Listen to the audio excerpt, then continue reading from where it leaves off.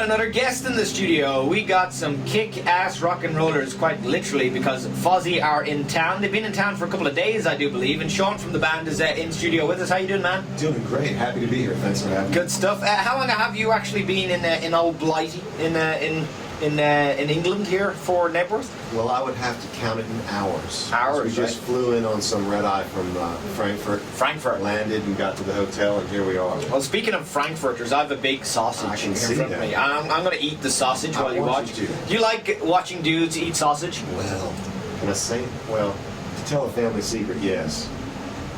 Why do you like watching dudes eat sausage? I like listening to them smack into the microphone as they're chewing even better. Oh. Do you want some of my sausage? No, dude, I'm gonna pass right now. I've Okay. met my quota for the day. You made your quota? You've had enough I have. sausage? That's fair enough, Sean.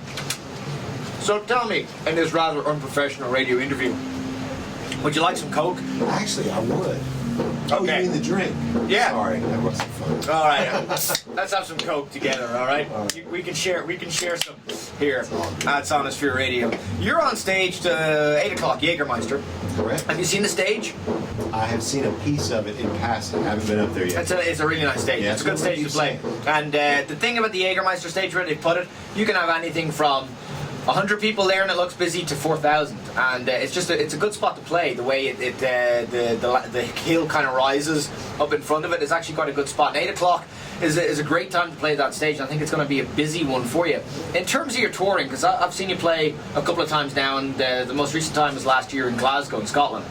You have a pretty hardcore fan base, and you're well liked over here. But in terms of touring, indoor or outdoor, which do you prefer? Well, they both have pros and cons. What are they? I mean, obviously, being a touring band, I think most bands would agree that you like to be up close and personal with the fans. Like, we have a venue where you've seen these barricades that push everybody back 10 feet. We're not that kind of band. We don't prefer that. So we try to have that removed. But playing the outdoor festivals are awesome. We've done a few of them now on this run, and being outside with the fresh air hitting you, providing it's not raining, is really cool too. So, you know, this atmosphere at Sonisphere is amazing. It's like being in a big circus or a fair. Circus is a good description, man. There's a lot of freaks here, but they're cool freaks.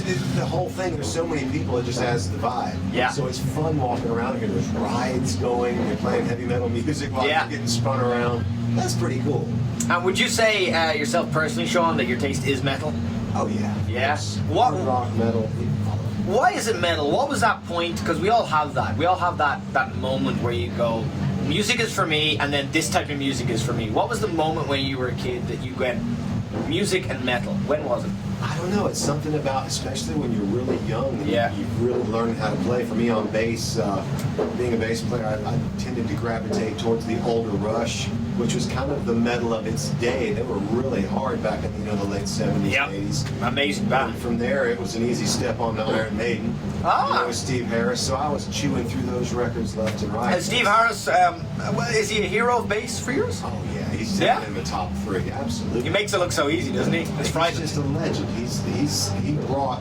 I mean, in heavy metal, what name would really go above Steve Harris? Really? Go ahead, shoot. I mean, I was going to feed you one. Well, John, there's John Paul. Well, I was going to say Cliff Burton. Yeah, Cliff, of course. Steve. So would that be your top 3 then? Cliff, Steve, and Geddy Lee. Geddy, Let's call it that. His voice, Geddy's amazing voice. Would you look at Geddy as a vocalist or a bass player? I know he's both, but how would you view Geddy? I'm going to say both. I mean, he's been the voice of Rush since the beginning. He sings and plays keyboards and pedals with his feet. I mean, you talk about a circus. That's a 3-ring circus to go see Rush. It's frightening the racket they make with 3-piece. But you guys, man, you make a racket, and when people get to see you at 8 o'clock tonight, by the way, if there's any Fozzy virgins out there, that could be misconstrued as something else. If there's any Fozzy virgins out there who get the chance to go and see them at the Jägermeister stage at 8 o'clock, what would you say? What are your words of advice, Sean, for Fozzy virgins?